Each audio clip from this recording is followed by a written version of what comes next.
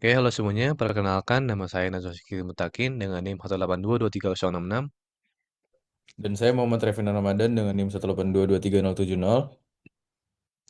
Oke, pada video kali ini kami akan menjelaskan tentang laporan tugas ujian akhir semester kami untuk mata kuliah Teknologi Sistem Terintegrasi II 3160 untuk sistem kami yaitu pelaporan Syscamlink. Oke, yang pertama untuk microservice yang saya buat yaitu bernama Patrol Service. Tujuan utamanya adalah untuk menjadi sistem manajemen terpusat untuk operasional keamanan. Nah, secara spesifik, layanan ini menangani tiga hal krusial, yaitu manajemen personel atau manajemen data petugas yang menyimpan profil lengkap satpam atau petugas keamanan, ya Syscamlink ini, lalu sistem absensi real time atau verifikasi kehadiran yang untuk mencatat waktu dan lokasi check-in dan check-out, lalu ada juga penjadwalan untuk mengatur jadwal shift dan juga lokasi patroli harian. Lalu karena target deployment-nya adalah STB yang memiliki sumber daya terbatas, layanan ini saya desain agar sangat ringan, efisien, dan dapat berjalan secara mandiri. Oke, lalu kita lanjut ke implementasi kodenya. Oke, di sini eh, pertama layanan ini dibangun menggunakan Node.js dengan framework Express.js menerapkan pola arsitektur MVC atau model view controller. Lalu untuk database-nya saya menggunakan SQLite. Di sini kenapa SQLite? Karena SQLite ini berbasis file dan serverless, jadi tidak membebani memori seperti database konvensional MySQL atau Postgre. Nah, di sini saya sudah menyiapkan tabel user untuk admin, lalu ada tabel untuk officer, ada patrol schedules dan juga attendance logs. Lalu untuk models, di sini ada dua untuk models user ini untuk eh, menangani user autentikasi, lalu ada officer di sini yang melakukan query SQL untuk melakukan get all, get by ID, get active, create, update, check in, check out, get attendance history, create schedule, get schedule by date, dan get officer with details. Nah, lalu untuk controllernya di sini ada dua juga. Untuk controller ini berguna untuk register login dan juga get profile untuk out. Lalu untuk officer controllernya di sini ada mengatur bagaimana data petugas diambil, divalidasi dan disimpan. Di sini ada get officer by ID, create officer, update officer dan juga delete officer dan manage attendance dan yang lain-lainnya. Nah, ini merupakan endpoint-endpointnya yang ada di officer routes. Ada get, get, post, put, delete, post get, get post. Lalu untuk middleware-nya atau keamanannya, saya menggunakan JWT atau JSON Web Token. Nah, di sini jadi pada setiap request tuh membutuhkan token ya agar bisa mengakses endpoint lainnya seperti ini. Ya ini semua harus menggunakan JWT dulu. Lalu untuk deployment-nya saya menggunakan Docker. Di sini ada Docker Compose OYML-nya dan Docker file-nya. Docker-nya ini bakal di-deploy ke STB menggunakan panel, lalu bisa diakses ke server untuk 182.168.1.1.padang.space. Nah, lanjutnya ke demonstrasi API-nya menggunakan Swagger UI. Nah, di sini bisa dilihat Swagger UI-nya. Kita refresh dulu. Di sini kita bisa melihat eh, health check dari API-nya. Bisa dilihat patrol service is running. Oke.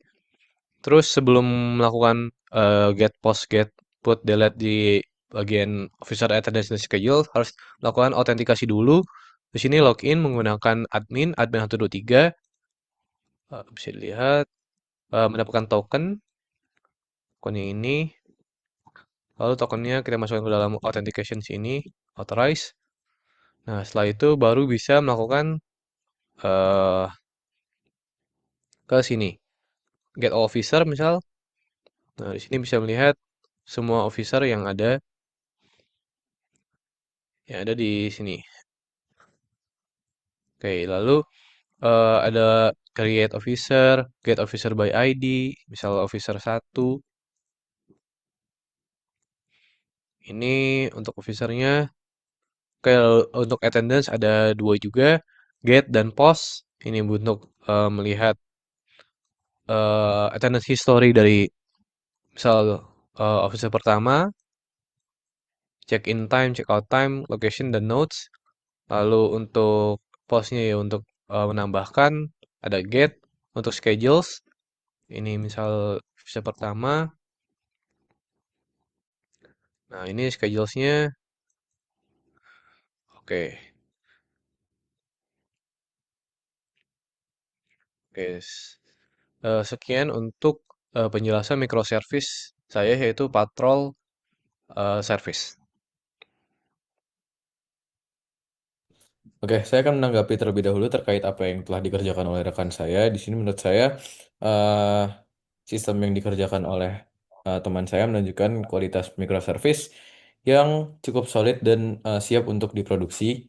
Di mana di sini bisa dilihat bahwa tadi bisa kita lihat juga bahwa struktur kodenya cukup rapi dan penerapan pola arsitektur MVC cukup jelas serta terdapat nilai tambah di mana teman saya memiliki kelengkapan dokumentasi yang sangat lengkap, sangat baik, mulai dari perpanduan untuk instalasi, konfigurasi Docker, serta eh, mempermudah deployment lintas platform dan juga ketersediaan Swagger UI yang membantu developer dalam memahami serta menguji setiap endpoint tanpa perlu membedah secara manual.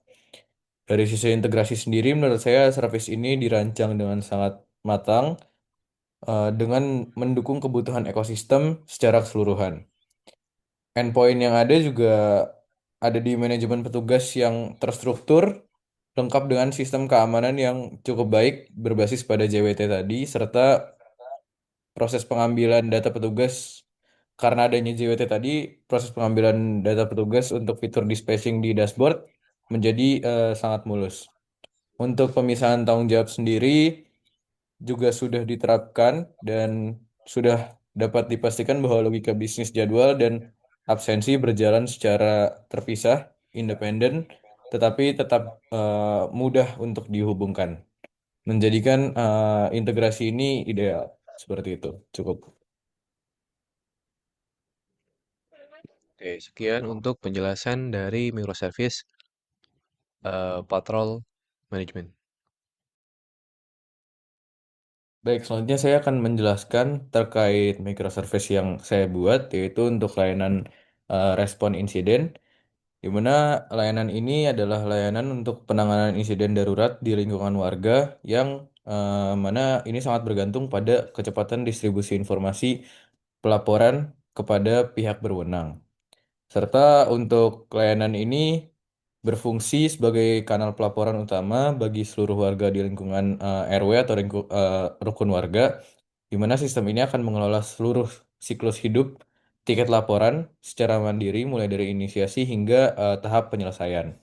Untuk bagian ini saya rasa saya perlu menjelaskan terkait di sini di mana untuk domain untuk subdomain respon insiden dibagi menjadi tiga sub-subdomain yaitu manajemen pelaporan, orkestrasi penugasan, serta dokumentasi resolusi dan untuk manajemen pelaporan dibagi menjadi dua sub-subdomain yaitu klasifikasi bahaya serta validasi tiket. Lalu untuk orkestrasi penugasan dibagi menjadi satu sub-subdomain yaitu algoritma dispatching serta yang terakhir untuk sub-subdomain dokumentasi resolusi di sini terbagi menurun jadi satu sub-subdomain yaitu jejak audit. Oke, selanjutnya saya akan menjelaskan terkait teknologi yang saya gunakan untuk mengembangkan si layanan ini. Saya menggunakan Node.js dengan framework Express karena arsitekturnya cocok untuk REST API yang eh, cukup cepat. Serta untuk pembagian tugas domain driven design, layanan ini berada di core domain, di mana tanggung jawab utamanya adalah menangani siklus hidup laporan insiden dari warga, mulai dari pelaporan masuk hingga status penanganannya. Oke, mungkin saya akan lanjut ke bagian selanjutnya yaitu adalah penjelasan kode.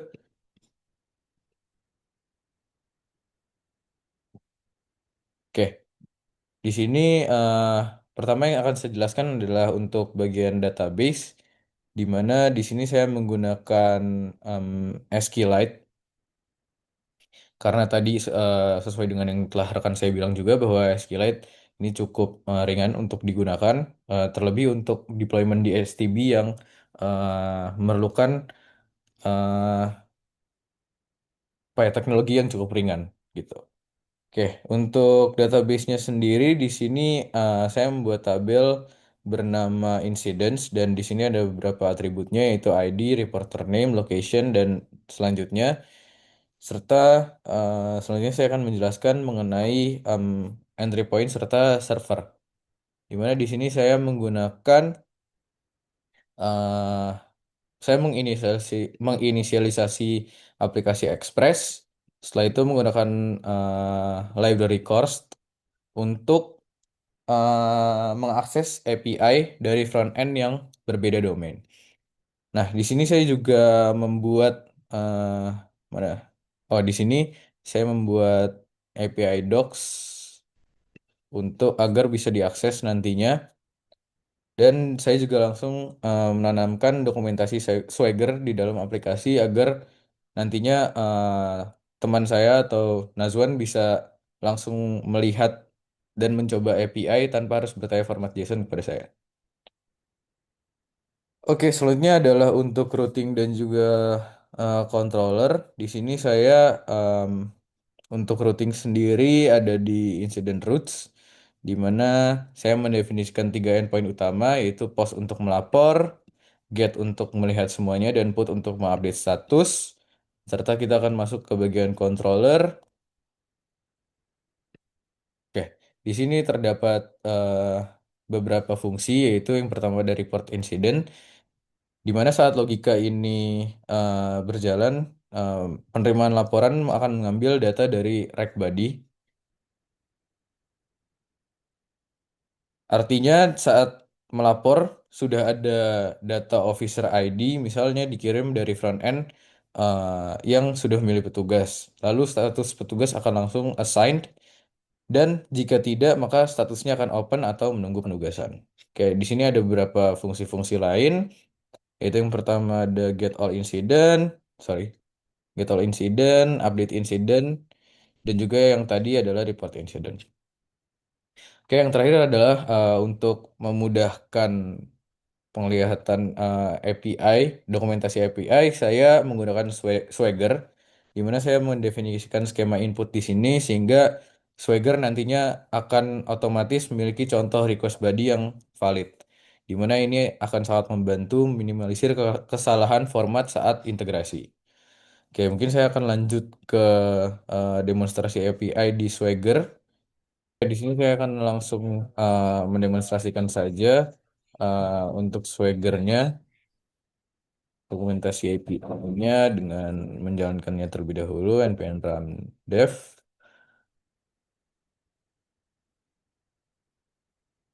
Oke, di sini telah ada di output, yaitu dokumentasi Swagger tersedia di link ini. Lalu saya akan langsung masuk saja ke link tersebut. Sebentar, saya share screen ulang.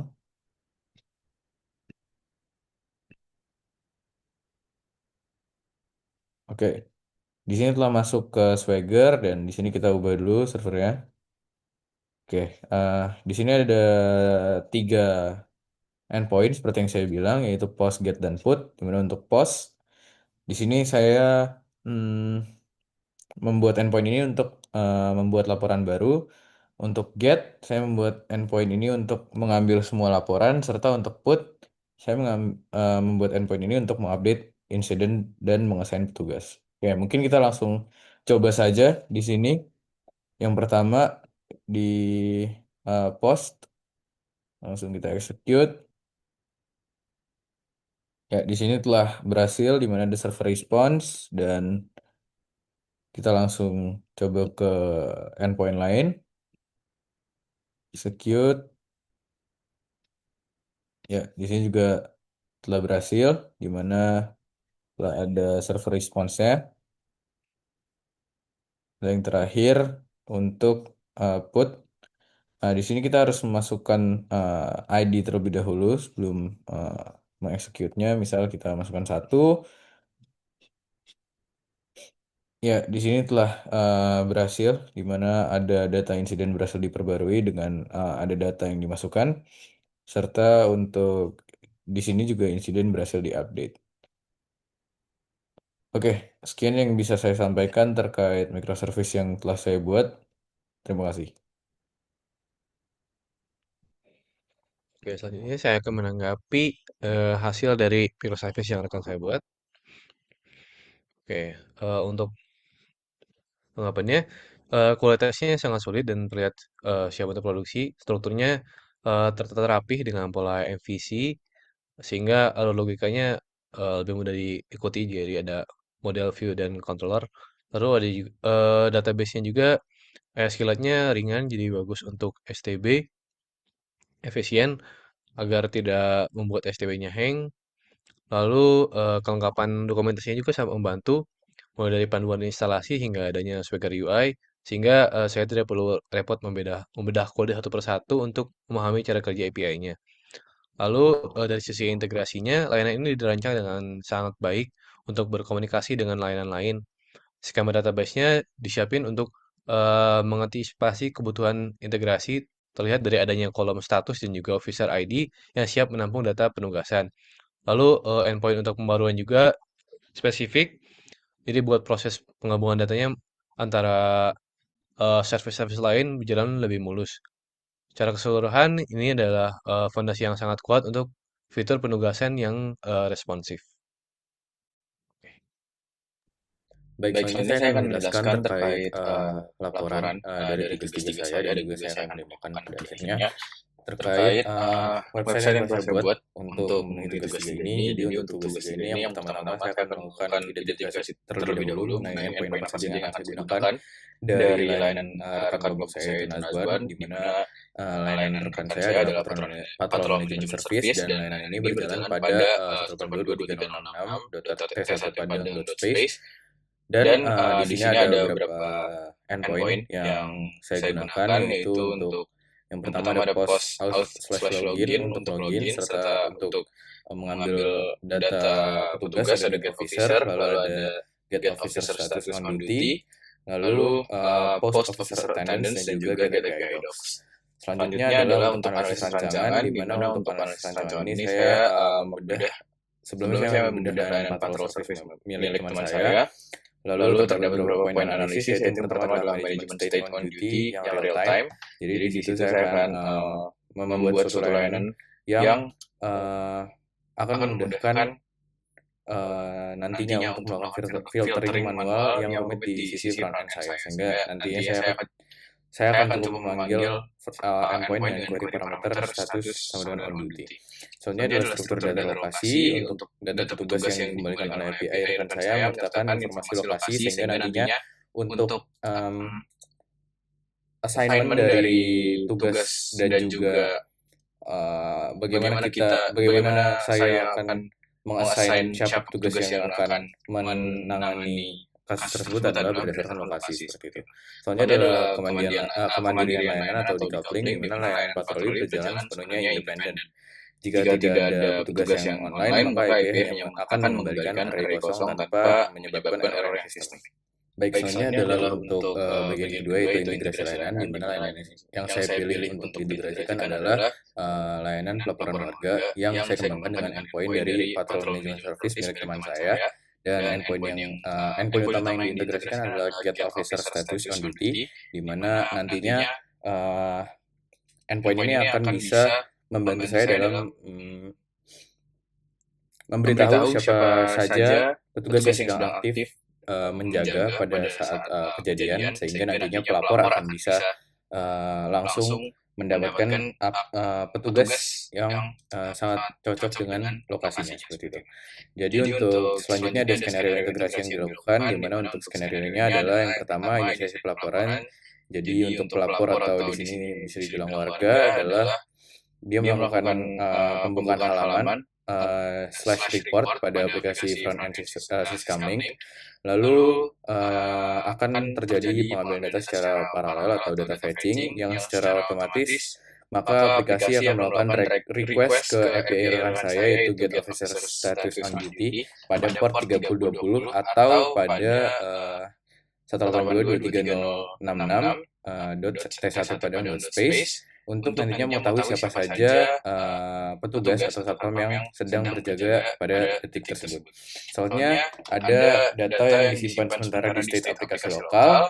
Lalu untuk algoritma pencocokan lokasi di sini saat warga memilih lokasi kejadian misalnya di blok A atau di manapun itu, maka sistem akan menjalankan algoritma pencocokan di sisi klien. Jadi untuk prioritas pertama ada exact match, yaitu dengan mencari petugas yang lokasi jaganya sama persis dengan lokasi kejadian, dan untuk prioritas kedua ada fallback. Jadi jika tidak ada yang persis, maka sistem akan memilih petugas pertama yang tersedia dalam daftar petugas yang sedang aktif. Lalu terakhir akan ada penyimpanan laporan terintegrasi di mana saat warga menekan tombol kirim laporan, maka aplikasi akan mengirim data ke incident service yang merupakan backend saya yang berisi tidak hanya data kejadian tapi juga assigned officer ID dan juga assigned officer name yang didapat dari API rekan saya. Oke, selanjutnya adalah perancangan layanannya. Di sini untuk deskripsi layanan baru saya akan membuat suatu layanan yang sebelumnya belum ada, yaitu layanan Syscomlink Incident Reporter, di mana layanan ini akan menjadi layanan yang mengagregasi informasi di mana warga tidak hanya diberikan alat untuk melapor, tapi juga disajikan data real time mengenai kesiapan personel keamanan di wilayah mereka. Selanjutnya untuk arsitektur layanan, yang pertama untuk front end, saya di sini bertindak sebagai antar muka tunggal bagi para pengguna, baik bagi warga ataupun untuk admin. Lalu aplikasi ini dibangun dengan React dan bertugas mengambil data dari dua sumber berbeda. Selanjutnya untuk yang service A adalah incident response, di mana ini adalah problem provider. Jadi layanan ini akan bertanggung jawab atas pencatatan dan siklus hidup data insiden. Layanan ini adalah layanan milik saya sendiri, dan yang terakhir layanan B adalah patrol management. Jadi layanan ini akan bertanggung jawab menyediakan data ketersediaan petugas secara real time, dan layanan ini adalah layanan milik teman saya yaitu Nazwan. Jadi dua layanan backend akan tetap beroperasi secara independen dan memastikan keandalan sistemnya tinggi. Tapi untuk agar keduanya bisa menjalankan Syscomlink Incident Reporter, maka kedua data dari kedua layanan dibutuhkan seperti itu. Jadi untuk cara menggunakan layanannya, yang pertama adalah warga mengakses URL aplikasi tanpa perlu login. Lalu pada halaman pelaporan, warga langsung disajikan panel petugas aktif di kanan layar. Ya, ini memberikan konfirmasi visual bahwa ada petugas yang sedang berjaga. Lalu warga bisa melapor dengan isi nama, lokasi, tipe insiden, dan juga deskripsi. Lalu warga menekan tombol lapor. Nah, tapi tadi ada yang sedikit tricky, di mana kemarin saat saya mencoba mengakses URL tanpa login, tetap bisa dilaksanakan. Tapi saat saya coba, terdapat masalah di mana layanan tersebut tidak dapat menyajikan data yang akurat dan real time, sehingga saya membuat update di mana pengguna harus login terlebih dahulu dengan menggunakan akun admin, yaitu dengan username admin dan password admin 123 agar bisa mendapatkan data yang real, data yang benar-benar ada di API teman saya, seperti itu. Oke, selanjutnya adalah konfirmasi. Jadi nanti sistem akan menyimpan data ke backend dan memberikan notifikasi bahwa petugas terdekat sesuai dengan daftar yang ditampilkan akan segera dihubungi untuk langsung masuk ke langsung menuju ke tempat kejadian. Oke, untuk implementasi di sini untuk tech stack-nya saya membagi menjadi 4, yaitu untuk front end saya menggunakan React.js, untuk build tool-nya saya menggunakan Vite, untuk style-nya saya menggunakan Tailwind CSS, dan untuk API lainnya saya menggunakan Axios. Serta untuk deployment telah dilaksanakan pada link yang tercantum pada laporan ini. Oke, kita akan langsung menjelaskan terlebih dahulu apa saja yang saya buat di kode saya. Jadi untuk di API JS ini menggunakan dua API yaitu patrol dan juga incident, di mana di sini akan set token dan juga bisa get token dan juga bisa remove token. Ini untuk melakukan autentikasi pada saat login. Jadi nanti pengguna diwajibkan untuk login menggunakan akun admin seperti itu.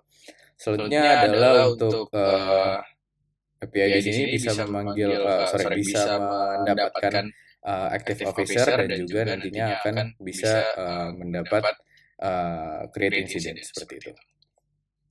Oke, untuk halamannya sendiri ada 3. Yang pertama ada home, di mana untuk home ini sendiri saya membuatnya agar hanya ada satu pilihan, yaitu agar pengguna login.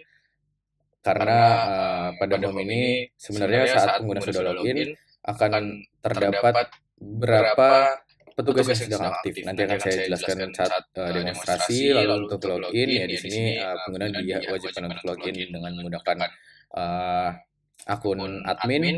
Lalu yang terakhir ada report, di mana di sini pengguna akan bisa untuk melaporkan kejadian yang terjadi dan juga mendapatkan siapa petugas yang sedang aktif dan siapa petugas terdekat yang dapat langsung menuju ke tempat kejadian seperti itu. Mungkin di sini bisa langsung ke demonstrasi setelah ini. Baik, ini adalah layanan pertama. Ini adalah layanan home dari sistem saya, yaitu yang ada di link ini. Lalu di sini bisa melihat, nantinya akan bisa melihat berapa banyak petugas yang sedang berpatroli atau sedang aktif. Namun sebelum hal itu, maka kita akan masuk ke bagian login terlebih dahulu, di mana di sini harus login menggunakan akun admin dengan username admin dan passwordnya adalah admin123. Lalu kita bisa masuk ke bagian report. Nah, sebelumnya saya akan menjelaskan dan membuktikan bahwa ada data real time setelah login, bahwa petugas yang sedang aktif ada 5 di sini, dan saat ditekan langsung maka benar ada 5 petugas yang aktif pada saat tersebut, dan kita di sini bisa langsung memasukkan data-data yang diperlukan untuk pelaporan kejadian. Di sini mungkin saya akan mencoba memasukkan nama, yaitu Vino. Lalu kita masuk ke lokasi saya, misal di blok A. Lalu terjadi pencurian dan kronologi singkatnya bebas saja. Misal kita buat motor saya hilang seperti itu. Hilang. Nah, di sini kirim laporan, maka nanti akan ada tulisan bahwa laporan berhasil dikirim dan petugas telah ditugaskan, dan petugas yang ditugaskan adalah Ranti, dan di sini kita bisa melakukan menghubungi petugas yang ada seperti itu. Lalu di situ akan langsung ke redirect ke bagian di mana kita bisa langsung menelpon petugas seperti itu. Oke, di sini kita bisa melihat bahwa ada petugas aktif dan juga di sini ada apa saja microservice yang sedang aktif. Oke, saya akan membuktikan bahwa ini telah masuk ke bagian teman saya. Jadi kita masuk ke web dia. Oke, di sini saya login petugas terlebih dahulu dengan akun yang sama, admin 123. Oke, di sini telah ada laporan terakhir yang saya masukkan, yaitu adalah laporan masuk terakhir adalah blok A, motor saya hilang, pelapornya adalah saya. Barusan saya buat seperti itu. Oke, gitu saja yang dapat saya sampaikan. Mungkin ada sedikit kesimpulan dari saya bahwa Syscomlink Incident Reporter berhasil dirancang dan diimplementasikan sebagai layanan terintegrasi yang meningkatkan nilai guna dari sistem pelaporan standar, dan keberhasilan integrasi ini mungkin bahwa penggabungan data antara service milik saya dan milik rekan saya dan menciptakan ekosistem keamanan yang lebih informatif, sehingga warga tidak lagi melapor ke dalam kotak hitam, melainkan berinteraksi dengan sistem yang menunjukkan kesiapan sumber daya manusia secara nyata. Dan secara teknis, penerapan arsitektur client-side aggregation terbukti efektif, ringan, dan mudah diimplementasikan untuk menghubungkan layanan-layanan mikro yang independen tanpa memerlukan middleware yang kompleks. Oke, itu saja yang dapat saya sampaikan. Kurang lebihnya mohon maaf. Terima kasih telah menyaksikan. Wassalamualaikum warahmatullahi wabarakatuh.